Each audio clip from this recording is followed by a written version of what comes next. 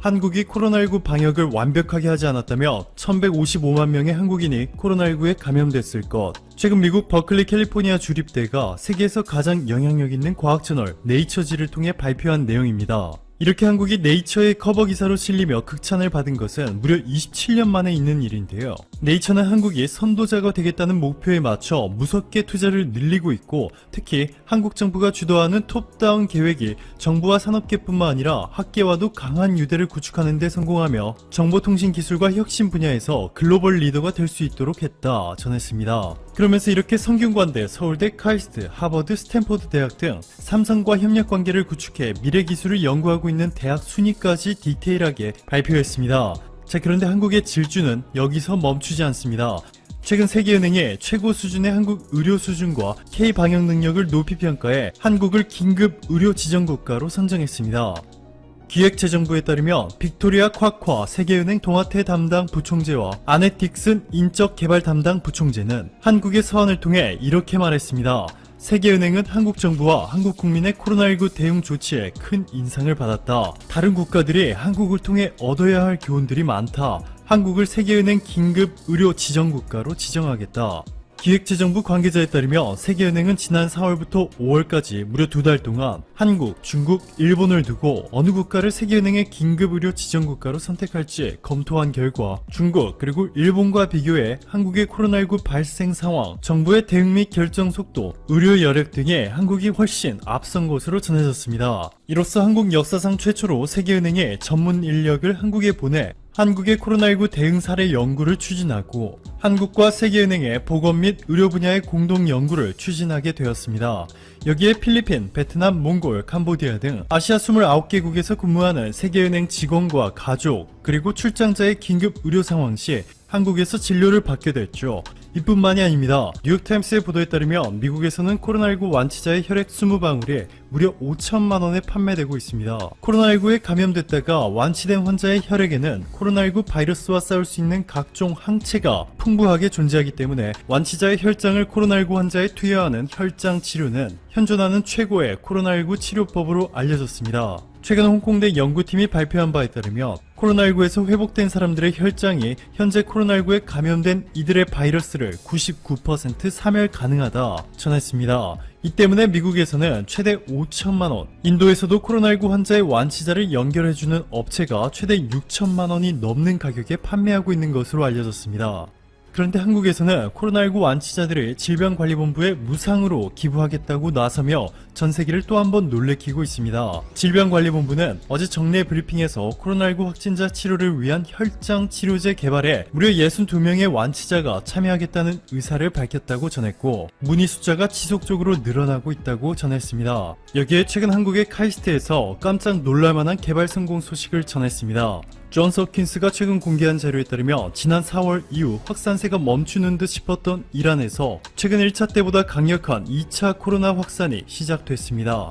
여기서 또 우려되는 것은 우리가 기존에 사용하던 유전자 증폭 검사로는 신종 또는 변종 바이러스를 잡아내기 어려울 뿐만 아니라 시료 준비와 핵산 증폭이라는 준비 과정이 필요하다는 것이죠. 그런데 최근 한국의 카이스트 생명화학공학과 리셴 김유식 교수팀이 다양한 종류의 바이러스를 손쉽게 잡아낼 수 있는 만능 진단 기술을 개발하는 데 성공했습니다. 여러 종류의 바이러스를 기존보다 훨씬 더 빠른 속도로 검출할 수 있게 되면서 현재 전 세계가 우려하고 있는 2차 팬데믹을 해결할 수 있는 열쇠가 될 것으로 기대되고 있는데요. 이 연구 결과는 국제학술지 바이오마이크로몰레큘 온라인판에 실리며 세계 과학자들의 관심을 한몸에 받고 있습니다. 이로써 현재 미국에서는 코로나 A형, 아시아에서는 코로나 B형, 유럽은 C형 이렇게 세 가지 형태로 변이돼 확산하고 있는 코로나19 2차 팬데믹을 저지할 수 있는 열쇠가 바로 한국에서 탄생하려 하고 있습니다.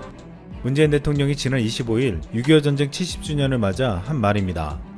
여기서 문 대통령은 전쟁을 겪은 부모 세대와 새로운 70년을 열어갈 후세대 모두에게 평화와 번영의 한반도는 반드시 이뤄야 할 책무라고 하면서 우리는 두 번 다시 단 한 뼘의 영토, 영해, 영공도 침탈당하지 않을 것이라고 선언했습니다. 그러면서 이어진 문 대통령의 연설 내용 중에 일본을 긴장시키는 말이 나왔습니다. 우리 민족이 전쟁의 아픔을 겪는 동안 오히려 전쟁 특수를 누린 나라들도 있었다고 말한 것입니다. 많은 전문가들은 6.25 전쟁으로 특수를 누린 나라는 일본을 지목한 것으로 해석했습니다. 존 볼턴 전 백악관 국가안보보좌관은 최근 회고록에서 트럼프 미국 대통령이 재작년 싱가포르 북미 정상회담 직전 한국 전쟁 종료를 선언하는 데 관심을 갖고 있었지만 아베 일본 총리가 북한에 너무 큰 양보를 해서는 안 된다며 반대했다고 주장했다고 했습니다. 여기서 지금 과거 한국전쟁으로 인해 특수를 누리며 경제복의 발판으로 삼았던 일본이 어떤 생각을 하고 있는지 궁금해지고 있습니다. 오래전부터 일본의 언론들은 한국 전쟁 발발 시 일본 경제의 특수를 다루며 전쟁의 손익을 따지는 기사를 게재해왔습니다. 지난 2013년 일본 주간지 주프렌 뉴스는 만약 한국 전쟁이 일어나면 일본 경제는 어떻게 될까라는 제목으로 경제 전문가 및 군사 전문가와 함께 한국 전쟁에 따른 일본의 경제 효과에 대해서 다룬 바 있었습니다. 지난 1950년대 초 한국 전쟁 당시 전시 군수 특수로 일본 경제가 회생했던 것처럼 이번에도 일본이 이득을 볼 수 있을지를 조명한 것입니다. 여기서 일본의 한 애널리스트는 한국 전쟁을 통해 군수 업종이 다시 살아날 것이라며 주식 매수를 권고하기도 했습니다. 또한 한국 전쟁 발발 후 일본 주식 시장이 일시적으로 하락세를 보이겠지만 곧 전쟁이 국지전에 그치며 다시 반등할 것이라고 내다보기도 했습니다. 지난 26일 일본 언론 JB 프레스에서도 올해 안에 북한의 한국 침공이 있을 수 있다는 기사가 게재되었습니다. 지금 현재 북미 정상회담이 결렬되면서 한국에 대한 강경책으로 나오는 북한이 다시 무력 통일 정책을 취할 것이라는 것이었습니다. 이 기사는 북한은 핵 및 GPS 유도 미사일로 한국을 고립시키고 기습하여 남침하면 승리할 수 있다고 했습니다. 만약 소규모 군사 충돌이 발생하더라도 중국이 중재에 들어가 북쪽을 지켜줄 수도 있다고 했습니다. 따라서 한국에 있는 일본인의 안전한 피난처를 생각해야 하는데 인천공항은 장거리 대포의 사정거리에 있다며 동해와 스시마 해협을 통과하는 민간 선박과 항공기 안전조치가 필요하다고 했습니다. 이 기사에 대한 일본 네티즌들의 가장 많은 추천을 받은 댓글은 이런 내용이었습니다. 진짜였으면 좀 좋을 것 같네. 미중이 저지할 거고 일본한테도 좋지 않아. 전면 침공이 아니라면 국지적인 분쟁은 있겠지. 적당한 때를 보고 미중이 들어가서 공격하는 곳인가. 이때 일본은 상관하지 않는 게 좋아. 나중에 분명 뒷말이 따라오니까. 북한한테 침공당하면 큰일이네. 일본의 자칭 평화운동가는 북침당하지 않기 위해 평화법을 당장 제정해야 한다. 왜냐하면 평화법만 있으면 절대로 다른 나라로부터 침략당하지 않을 거잖아. 일본 네티즌들은 한반도에서 전쟁이 나는 것에 대해서 우려하면서도 자신들의 일은 아니었습니다. 과거 70년 전 한국 전쟁이 벌어지자 당시 총리였던 요시다 시게루는 이거야말로 천우신조다. 이를 발판으로 일본 경제를 다시 일으킬 수 있다라고 말했습니다. 실제로 당시의 침략 전쟁에 전쟁 물자를 공급한 죄로 해체됐던 일본 재벌들이 다시 일어서고 6.25 전쟁으로 인해 한반도는 황폐화되었지만 일본은 경제, 군사, 외교적으로 살아남는 중요한 계기가 되었습니다. 당시 전범국이자 패전국이었던 일본은 한국 전쟁에 참전할 수 없었지만 최근 일본군이 간접 지원했다는 문서들이 확인되고 있습니다. 여기서 충격적인 사실은 일본 우익 세력들이 한국 전쟁에 지원 참전하는 대가로 미국의 한반도의 재식민화를 요구했다는 것입니다. 결국 이 계획은 불발로 끝났지만 한국 전쟁은 일본의 경제를 살려주었고 일본은 심지어 다시 한반도를 노리는 야욕까지 드러냈습니다. 그런데 최근 또다시 일본 우익들이 검은 속내를 드러낼 수도 있다고 보고 있습니다. 현재 장기 불황을 겪고 있는 일본은 아베 정권 출범 이후 4,500조의 돈을 풀었는데도 경제 활성화가 안 되고 있습니다. 또한 최근 감염병 사태로 인해서 일본 경제는 2차 세계대전 이후 최악의 상황이 될 것이라는 전망이 나오고 있습니다. 일각에서는 이 때문에 과거 한국전쟁을 계기로 일본이 비참한 상황에서 탈피할 수 있었고 50년대 부흥으로 이어졌듯이 지금 그 꿈을 여전히 버리지 못하고 다시 되새기고 있다고 했습니다. 또다시 경제적 위기에 직면한 일본은 대놓고 말은 하지 못하지만 한국전쟁이 일어나길 기대하고 있다는 심리가 작용하고 있다는 것입니다. 일본은 오래전부터 한반도 유사시 피난민 수송 시나리오를 짜왔습니다. 한국에 있는 일본인 4만여 명을 전쟁이 나면 어떻게 안전하게 일본으로 데리고 오느냐는 것이었습니다. 이에 일본의 아베 오린팔로 불리는 아소다로는 한반도 유사시 일본에 유입되는 난민을 사살할지 결정해야 한다고 언급한 바 있습니다. 또한 아베도 일본으로 유입되는 한반도 피난민을 가려받겠다고 했습니다. 즉 일본은 한반도 전쟁은 내심 기다리면서 피난민을 오지 못하게 하고 자국민을 어떻게 빼올지 준비하고 있다는 것입니다. 그러나 이런 일본의 계획에 북한은 찬물을 끼얹었습니다.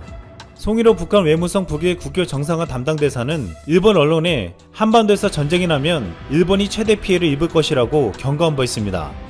지난 2017년 북한 노동당 기관지 노동신문은 개인명의 논평을 통해 조선반도에서 핵전쟁이 일어나는 경우 미군의 병창기지, 발진기지, 출격기지로 되고 있는 일본이 제일 먼저 방사능 구름으로 뒤덮일 것이라고 주장했습니다. 또한 대양 건너의 미국도 조준경 안에 넣고 있는 우리의 혁명 무력이 일본을 타격하는 것은 아무런 문제로도 되지 않는다며 전쟁이 일어나면 우리를 해치려는 자들은 물론 그 뒷바라지를 해준 자들도 무사할 수 없다고 강조했습니다.